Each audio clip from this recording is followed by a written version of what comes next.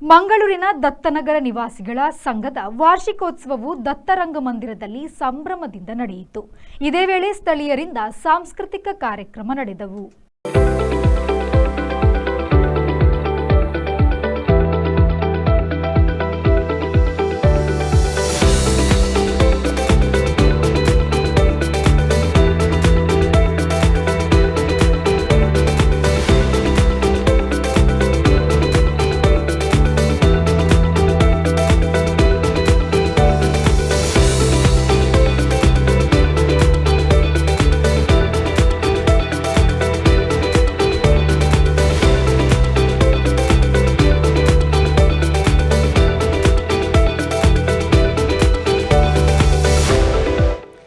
ಕಾರ್ಯಕ್ರಮವನ್ನು ರಾಷ್ಟ್ರೀಯ ಸ್ವಯಂ ಸೇವಕ ಸಂಘದ ದಕ್ಷಿಣ ಪ್ರಾಂತ ಸಹ ಕಾರ್ಯವಾಹ ಪಿಎಸ್ ಪ್ರಕಾಶ್ ಅವರು ದೀಪ ಬೆಳಗಿಸಿ ಉದ್ಘಾಟಿಸಿದರು.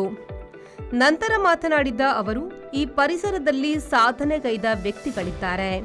ಸ್ವಚ್ಛತೆಗೆ ಆದ್ಯತೆ ನೀಡುವ ಕಾಯಕ ಮಾಡಿದ್ದಾರೆ. ಊರು ಸ್ವಚ್ಛವಾದಾಗ ಅವರ ಮನಸ್ಸು ಕೂಡ ಸ್ವಚ್ಛವಾಗುತ್ತದೆ ಎಂಬುದಕ್ಕೆ ಇಲ್ಲಿನ ನಾಗರಿಕರೇ ಸಾಕ್ಷಿಯಾಗಿದ್ದಾರೆ ಎಂದು ಹೇಳಿದರು. ಸಂಭ್ರಮದ ವಾತಾವರಣ ಇದು ಅತ್ಯಂತ ಯಶಸ್ವಿಯಾಗಿ ಇವತ್ತಿಗೆ ನಡೆಸಿದ್ದೀರಿ. ನಿಮ್ಗೆಲ್ಲರಿಗೂ ನನ್ನ ಹೃದಯಾಂತರಾಳದ ಅಭಿನಂದನೆಗಳು. ನಮ್ಮ ದೇಶಕ್ಕೆ ಇವತ್ತು ಬೇಕಾಗಿರುವಂಥದ್ದು ಇದೆ. ಈ ತರದ ಗ್ರಾಮಗಳು ಅಥವಾ ಬಡಾವಣೆಗಳು ತಾವು ಒಂದಾಗಿದ್ರೆ, ದೇಶದಲ್ಲಿ 6.5 ಲಕ್ಷ ಗ್ರಾಮಗಳಿವೆ. 6.5 ಲಕ್ಷ ಗ್ರಾಮಗಳಲ್ಲೂ ಜನರು ಇದೇ ರೀತಿಯಲ್ಲಿ ಯೋಚನೆ ಮಾಡಿದ್ರೆ ಈ ದೇಶಕ್ಕೆ ಯಾವ ತೊಂದರೆ ಬರ್ಲಿಕ್ಕೆ ಸಾಧ್ಯ. ಇದೊಂದು ಮಾಡೆಲ್ ಅಂತ ಹೇಳಿಕ್ಕೆ ನಾನು ಇಚ್ಛೆ ಪಡ್ತೇನೆ. ಎಲ್ಲರೂ ನೋಡಿ ಮಾಡಬೇಕಾಗಿರುವಂತ ಒಂದು ಮಾಡೆಲ್ ಇದೆ. ಕೇಳಿದೆ ಎಷ್ಟು ಮನೆ ಇದೆ ಅಂತ. 52 ಮನೆಗಳಿದೆ ಅಂತ. 52 ಮನೆಗಳನ್ನು ಸೇರಿಸಿ ಸುಲಭ ಅಲ್ಲ. ಇವತ್ತು ಕಾರ್ಯಕ್ರಮದ ರೀತಿಗಳು ಬಹಳ ಆನಂದ ಆಯ್ತು. ಇಲ್ಲೇ ಒಬ್ಬಳು ವಿದ್ಯಾರ್ಥಿನಿ 1 ಮಾರ್ಕ್ ಮಾತ್ರ ಹೋಗಿದೆ ಅವಳು.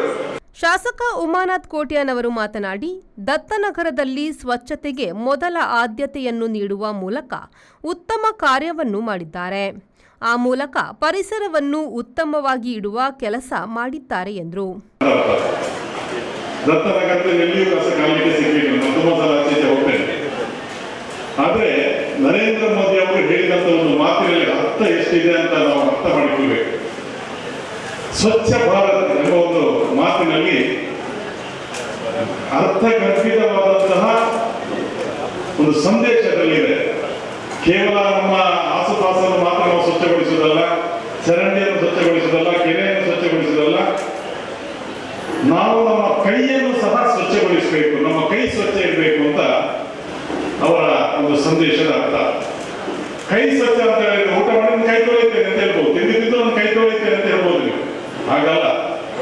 ಇವತ್ತು ನೀವು ನೋಡ್ತೀರಿ, ನರೇಂದ್ರ ಮೋದಿಜಿಯವರು ಈ ದೇಶದಲ್ಲಿ ಯಾವ ರೀತಿಯ ಅವರ ನಾಯಕತ್ವದಲ್ಲಿ ಸರ್ಕಾರವನ್ನು ಸ್ಥಾಪಿಸಿದ್ದಾರೆ, ಸರ್ಕಾರದಲ್ಲಿ ಯಾರ್ಯಾರಿಗೆ ಮಂತ್ರಿ ಪದವಿಯನ್ನ ಕೊಟ್ಟಿದ್ದಾರೆ, ಯಾವ ರೀತಿಯಲ್ಲಿ ಕಳೆದ 12 ವರ್ಷಗಳಿಂದ ಒಂದೇ ಒಂದು ಕಪ್ಪು ಚುಕ್ಕೆ ಇಲ್ಲದ ರೀತಿಯಲ್ಲಿ ಅವರ ಮಂತ್ರಿಮಂಡಲ ಇವತ್ತು ನೋಡಿ. ಇದನ್ನು ನಾವು ಕೈ ಶುದ್ಧ ಅಂತ ಹೇಳ್ತೇವೆ, ನಾಲಿಗೆ ಶುದ್ಧ ಅಂತ ಹೇಳ್ತೇವೆ, ಮನಸ್ಸು ಶುದ್ಧ ಅಂತ ಹೇಳ್ತೇವೆ. ಶಾಸಕ ವೇದವ್ಯಾಸ್ ಕಾಮತ್ ಅವರು ಮಾತನಾಡಿ, ಹಲವಾರು ವರ್ಷಗಳಿಂದ ಇಲ್ಲಿನ ಪ್ರದೇಶಕ್ಕೆ ಭೇಟಿ ಕೊಡುತ್ತಿದ್ದೇನೆ. ಈ ಪ್ರದೇಶವು ಅತಿ ಹೆಚ್ಚು ಮತ ಕೊಟ್ಟ ಕ್ಷೇತ್ರವಾಗಿದೆ ಎಂದು ಹೇಳಿದರು.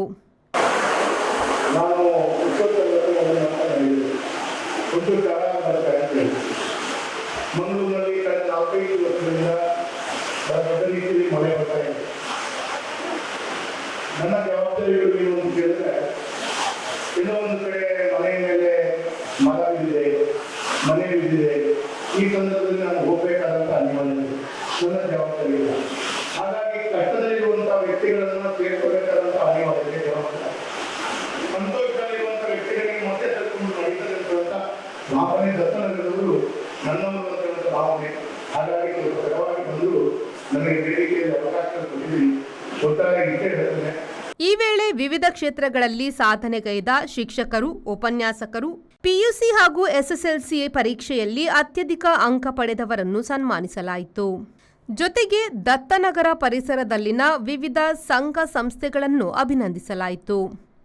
ಈ ವೇಳೆ ರಾಜ್ಯ ಪ್ರಶಸ್ತಿ ಪುರಸ್ಕೃತ ತೆಲಿಕೆದ ಬೊಳ್ಳಿ ಡಾಕ್ಟರ್ ದೇವದಾಸ್ ಕಾಪಿಕಾಡ್ ಅವರನ್ನು ಸನ್ಮಾನಿಸಿ ಗೌರವಿಸಲಾಯಿತು. ಕಾರ್ಯಕ್ರಮದ ಅಧ್ಯಕ್ಷತೆಯನ್ನು ದತ್ತನಗರ ನಿವಾಸಿಗಳ ಸಂಘದ ಅಧ್ಯಕ್ಷರಾದ ಹರೀಶ್ ಗೌಡ ಅವರು ವಹಿಸಿದರು. ಸಂಚಾಲಕರಾದ ಯುಕೆ ಪುರುಷೋತ್ತಮ ಸ್ವಾಗತಿಸಿ ಪ್ರಾಸ್ತಾವಿಕವಾಗಿ ಮಾತನಾಡಿದರು. ಪ್ರಧಾನ ಕಾರ್ಯದರ್ಶಿ ಹರೀಶ್ ಭಂಡಾರಿ ವಾರ್ಷಿಕ ವರದಿಯನ್ನು ಮಂಡಿಸಿದರು. ಕೋಶಾಧಿಕಾರಿ ಸತೀಶ್ ಕೆ ವಂದಿಸಿದರು. ನಾಗೇಶ್ ಕಾವೂರು, ವಿ4 ನ್ಯೂಸ್, ಮಂಗಳೂರು.